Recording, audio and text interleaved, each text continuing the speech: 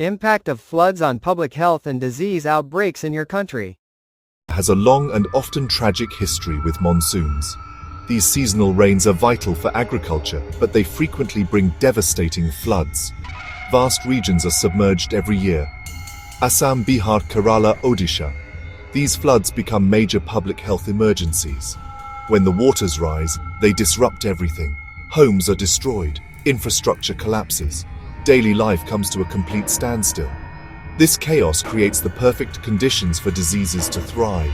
Immediate aftermath, immense destruction and despair. Families are displaced, often losing everything. Homes lost, livelihoods lost, loved ones lost.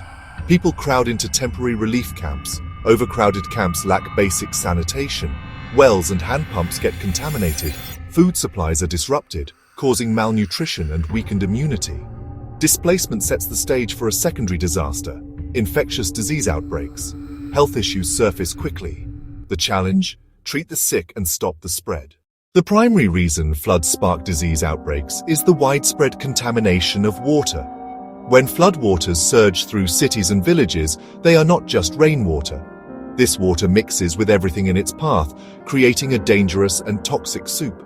It overflows sewers and septic tanks, carrying human waste and animal waste directly into the open. It washes over agricultural fields, picking up pesticides and fertilizers. It submerges garbage dumps and industrial sites, adding chemical waste and other pollutants to the mix. This contaminated water then seeps into all available water sources, including wells, ponds, rivers, and even municipal water supply pipes that may have cracked under pressure. Open wells, a common source of drinking water in rural India, are completely inundated, filling with the dirty surface water. This means that the water people rely on for drinking, cooking, and washing is no longer safe. Bacteria, viruses, and parasites that can cause severe illness. The very element essential for life becomes a primary vehicle for disease transmission. People are left with no choice but to use contaminated water for their daily needs, creating a vicious cycle of exposure and infection. Following a flood, a predictable wave of specific diseases often sweeps through affected communities. The most immediate and common are the waterborne diseases. These are illnesses caused by drinking or coming into contact with water contaminated by fecal matter. Cholera is one of the most feared. It is caused by the bacterium Vibrio cholerae and leads to severe watery diarrhea and dehydration that can be fatal within hours if not treated. Typhoid fever, caused by Salmonella typhi, presents with high fever, weakness, and stomach pains. The second major category of post-flood illnesses includes vector-borne diseases. These are spread by insects, primarily mosquitoes, that breed in the stagnant water left behind by the floods. Malaria, dengue fever, chikungunya, debilitating joint pain that can persist for months. Beyond these, direct contact with contaminated floodwater can lead to other serious infections. Leptospirosis is a prime example. Spread through urine of infected animals, especially rats. Wading through floodwaters with cuts or abrasions lets the bacteria enter the bloodstream, causing fever, muscle pain, and in severe cases, kidney or liver failure. Skin infections like fungal rashes and infected wounds are very common due to prolonged exposure to damp, unhygienic conditions. Finally, the health impact is not limited to infectious diseases. Lack of access to regular healthcare during and after a flood can be life-threatening for people with chronic conditions. The immense stress and trauma can trigger or worsen mental health issues. Anxiety, depression, post-traumatic stress disorder, often overlooked in the immediate response. India's recent history is filled with examples that starkly illustrate the link between floods and disease. The devastating Kerala floods of 2018 provide a powerful case study. After unprecedented rainfall submerged large parts of the state, authorities faced a major public health challenge. There was a major surge in cases of leptospirosis, locally known as rat fever. Hundreds of thousands waded through contaminated waters during rescue and relief efforts and were exposed to the bacteria.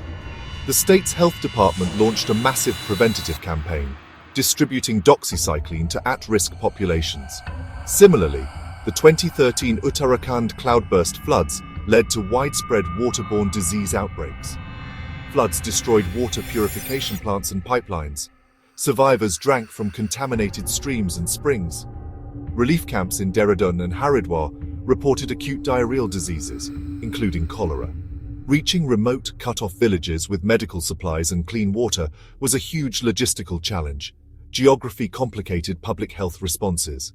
Mumbai's intense monsoon flooding regularly triggers health crises. After July 2005, the city saw spikes in malaria, dengue, leptospirosis. Stagnant urban water became mosquito breeding grounds, while large rat populations fueled leptospirosis spread. Hospitals were overwhelmed with flood-related fevers. Systems were pushed to the breaking point.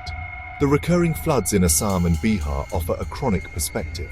Every year, the Brahmaputra and Kosi overflow, displacing millions, creating a predictable cycle of disease. In these regions, outbreaks include Japanese encephalitis, a mosquito-borne viral infection, malaria, and diarrheal diseases.